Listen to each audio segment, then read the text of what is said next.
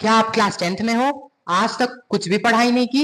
अब बैठ के ये सोच रहे हो कि क्या पढ़ें क्या ना पढ़ें? 10th बोर्ड्स की चिंता हो रही है, इन सब प्रॉब्लम्स का सोल्यूशन लेके।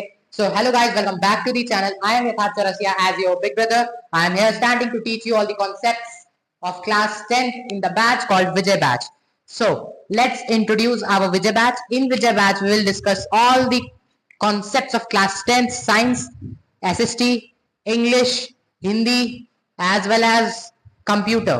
Specifically computer application section I am talking about. देखो, आज तक अगर कुछ नहीं पढ़ा तो कोई प्रॉब्लम नहीं है, लेकिन आज से अगर तुम पढ़ने बैठ गए तो आपके लिए मतलब बहुत अच्छा होगा। अगस्त स्टार्ट हो चुका है, आपने कोई पढ़ाई नहीं की तो ये आपकी क्या करती है, ये मतलब आपके रिजल्ट में जैसे रिजल्ट को खराब भी कर सकती है। अगस्त आ चुका है, अगर आपने कुछ भी नहीं पढ़ा, अब से अगर आप पढ़ने लगे तो आपका, जैसे अभी तक आपने नहीं पढ़ा तो आप सोचते रहेंगे कि आप पढ़ूंगा, तो इस हिसाब से आपका रिजल्ट क्या होगा, स्पॉइल हो जाएगा। लेकिन अगर आप आज से पढ़ने बैठ गए, मेरे साथ पढ़ने बैठ गए, तो you will be like your graph will go like this. तो अगर आपको अपने ग्राफ को ऐसे ले जाना है तो आज से ही आपको ये मतलब अपने मन में कर लेना है कि आपको पढ़ाई करनी है, 10th बोर्ड्स में अच्छे परसेंटेज लाने हैं। और ये सब मैं ऐसे ही नहीं कह रहा हूं, मैंने भी इन सब का यूज किया है और मेरे भी अच्छे परसेंटेज 10th बोर्ड्स में आए हैं। ठीक है, specifically I am talking about CBSE class 10th which is very very very easy. So इस बार पेपर के फॉर्मेट में भी काफी सारे चेंजेस आए हैं, जैसे कि 50% कॉम्पिटेंसी बेस्ड क्वेश्चंस पेपर में आएंगे। ये कोई नया नहीं है, पिछली बार मेरे टाइम पे भी आया था 2025 के पेपर में। ठीक है, और ये कोई ऐसा सिर्फ कॉम्पिटेंसी बेस्ड कहने का होता है, जैसे आप लोग केस बेस्ड क्वेश्चन सॉल्व करते हैं, सेम वही क्वेश्चंस रहते हैं। कॉम्पिटेंसी बेस्ड क्या होता है, ये आपके थिंकिंग स्किल्स पे क्वेश्चंस रहते हैं, जैसे आप कितना सोच सकते हैं। एक जैसे आपको कॉन्सेप्ट पढ़ा दिया गया, जैसे न्यूट्रिशन क्या रोल है, क्यों वाइटल है, क्या नेसेसरी है उसकी ह्यूमन बॉडी में, क्या क्या नीड्स हैं, क्या क्या रिक्वायरमेंट्स हैं, वो सब क्वेश्चंस उसके अंदर में आ जाते हैं। और वो ऐसे जैसे क्वेश्चन पूछेगा, कोई कैरेक्टर दे देगा, उस कैरेक्टर के बेसिस पे वो सारे क्वेश्चंस पूछेगा। तो ये होते हैं हमारे कॉम्पिटेंसी बेस्ड क्वेश्चंस। तो देखो, सबसे पहले हम लोग स्टार्ट करते हैं कि पेपर का फॉर्मेट कैसा होता है। देखो, पेपर तुम्हारा टोटल कितने मार्क्स का होता है, 100 मार्क्स का, जिसमें से 20 मार्क्स तुम्हारे प्रैक्टिकल्स के होते हैं और तुम्हारा जो 80 मार्क्स टोटल होते हैं वो तुम्हारे थ्योरी सेक्शन के होते हैं, जिसका तुम एग्जाम देते हो, बोर्ड्स एग्जाम। ठीक है, प्रैक्टिकल्स में क्या क्या इंक्लूड होते हैं, जैसे कि तुमको तुम्हारे स्कूल से फाइल मिलेगी, साइंस और मैथ्स के केस में लैब मैनुअल्स मिलेंगे आपको, मतलब एग्जामिनर एक्सटर्नल एग्जामिनर आएगा, कई कई स्कूल्स में एक्सटर्नल्स नहीं आते हैं, एक्सटर्नल आएगा। और आपको एक टॉपिक ऐसा होता है कि आपको पूरे कमांड के साथ जाना रहता है। लास्ट ऑप्शन में एक्सटर्नल क्या पूछता है कि वो एक टॉपिक बताओ जिससे मैं क्वेश्चन पूछ सकूं। ठीक है, ये सब छोड़िए, ये आपका 20 आउट ऑफ 20 लगभग हर स्कूल दे देते हैं, तो ये इसकी हमको चिंता नहीं करनी है।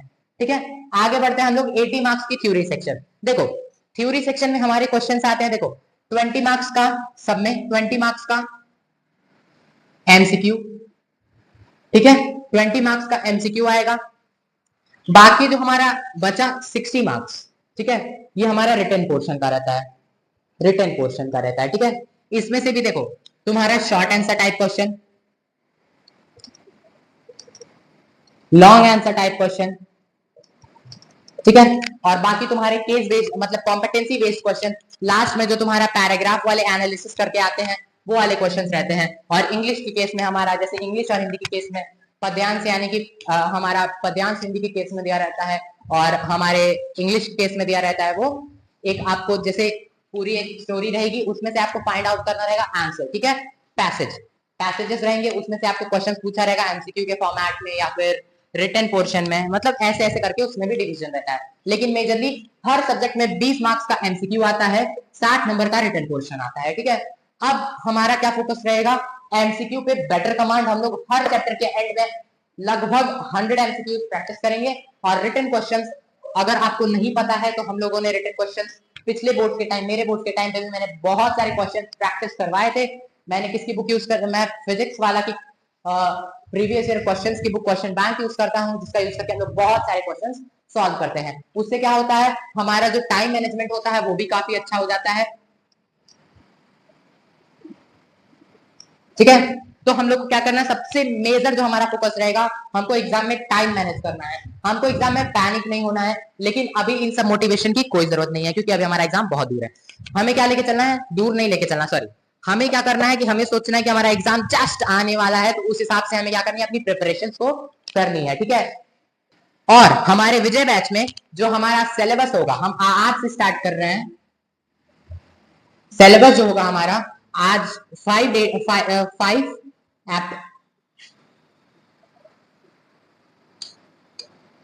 5 अगस्त से लेके हम लोग 10 दिसंबर तक कौन कौन से सब्जेक्ट का सिलेबस, साइंस।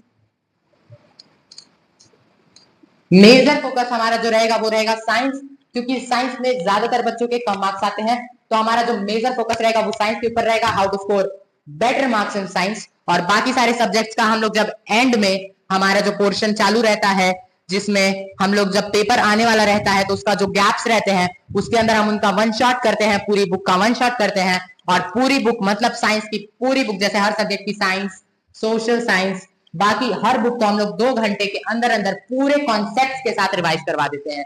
और साइंस के जो हमारे सारे चैप्टर्स रहेंगे वो क्या, वन शॉट के फॉर्मेट में रहेंगे और काफी इजी टू अंडरस्टैंड रहेंगे, कि मैंने अपने क्लास 10th के टाइम पे 6 टाइम पर चैप्टर्स के नोट्स बनाए थे, और वो मेरे सारे नोट्स को यूज करके एक ऐसा नोट्स तैयार करूंगा जिससे हम अपने बोर्ड्स में काफी अच्छा स्कोर कर सकते हैं। और इतने पेपर्स एनालाइज करने के बाद आज मतलब मुझे इतना कॉन्फिडेंस हो गया है कि कौन कौन से टॉपिक से क्वेश्चंस आते हैं। लेकिन कुछ टीचर्स यूट्यूब पे कैसे हैं, वही टॉपिक्स पे ज्यादा फोकस करेंगे और बाकी जो टॉपिक्स होंगे उनको छोड़ देंगे। लेकिन हम लोग को ऐसा नहीं करना है, जो टॉपिक नहीं भी आता एग्जाम में हमें पता होने के बावजूद उसको हमको पूरी शिद्दत से मतलब अच्छे से पढ़ना है, क्योंकि कोई भी टॉपिक आगे चल के हमारे कितने काम आए वो हमें नहीं पता है, ठीक है। जैसे हो गया, कुछ लोग होते हैं यूट्यूब पे वो कहते हैं ये टॉपिक पढ़ लो, यहाँ से क्वेश्चंस आ जाएंगे, रेस्पिरेशन पढ़ लो और हमारा जो डाइजेशन होता है उस वहां से थोड़े कम क्वेश्चंस आते हैं, रेस्पिरेशन अच्छे से पढ़ लेना। नहीं, हमें सब कुछ इक्वली पढ़ना है, ठीक है। इक्वल पढ़ेंगे तो अच्छे से कॉन्सेप्ट याद रहेंगे, और जब अच्छे से कॉन्सेप्ट याद रहेंगे तो बिल्कुल भी हम लोग कहीं भी हिचकिचाएंगे नहीं, चाहे बोर्ड कहीं से भी क्वेश्चन बना ले, कहीं से भी बना ले तो वो हमारा अच्छे से क्लियर हो जाएगा। और यहाँ पे हम सिर्फ बोर्ड की बात नहीं कर रहे हैं, हमारा जो 9th और 10th क्लास होता है वो हमारा बेस बनाता है, बेस बनाता है किस क्लास के लिए, क्लास 11th और 12th के लिए। एज माई एक्सपीरियंस मैं बता दूं, क्लास 9th में जो आपका जितना भी परसेंटेज था उससे आप क्लास 10th का कंपेयर मत करिए, क्योंकि मेरा भी क्लास 9 में 79% था और 10th में मैंने मोर देन 10% से उसको इंक्रीज किया, और इसी हिसाब से मेरे काफी अच्छे परसेंटेज आ गए क्लास 10th में, ठीक है। 9th हमारा 10th के कंपेयर में 25% ज्यादा टफ होता है, ठीक है। और अगर आपका ये दोनों बहुत अच्छे मतलब बहुत अच्छा है तो आपका 11th 12th भी अच्छे से निकल जाएगा। लेकिन अगर वहीं आपका 9th और 10th वीक, तो आपका 11th क्लास आपको प्रॉब्लम करेगी अगर आप किसी भी स्ट्रीम से जाने वाले हो, ठीक है। तो हम लोग को क्या करना है, अपने बेस को स्ट्रॉन्ग करना है। तो बेस को स्ट्रॉन्ग करने के लिए हमको कॉन्सेप्ट को अच्छे से पढ़ना पड़ेगा, ठीक है। कॉन्सेप्ट सिर्फ हम बोर्ड्स के लिए नहीं पढ़ेंगे, हम लोग ट्रिक्स का भी यूज करेंगे जिससे हम लोग रिमेंबर कर सके। जैसे कि हमारा जो स्ट्रक्चर ऑफ हार्ट होता है उसमें हम लोग को बहुत सारी ट्रिक्स हम लोग यूज करेंगे, जिससे कि हम लोग आर्टरीज, वेन्स और बाकी अलग अलग उनके एक्सेप्शंस के भी नाम अच्छे से पढ़ सके। सो आपको क्या करना है, 5 अगस्त से सारी प्रिपरेशन कर लेनी है कि हम लोग अपने सारे लेक्चर को अच्छे से रिवाइज करेंगे, अच्छे से पढ़ेंगे। आज तक नहीं पढ़ा, इस डेट से हम पढ़ना स्टार्ट करेंगे, इस डेट तक खत्म कर देंगे। इसके बाद सिर्फ हम रिवीजन करेंगे और जो एक्स्ट्रा सब्जेक्ट्स हैं उनके भी हर एक चैप्टर को रिवाइज करते चलेंगे, ठीक है। तो इसी के साथ मेरी ये वीडियो मैं एंड करता हूं, और विजय बैच को ज्वाइन कर लीजिए, आपके लिए काफी बेनिफिशियल रहेगा for class 10 students. So thank you and bye bye.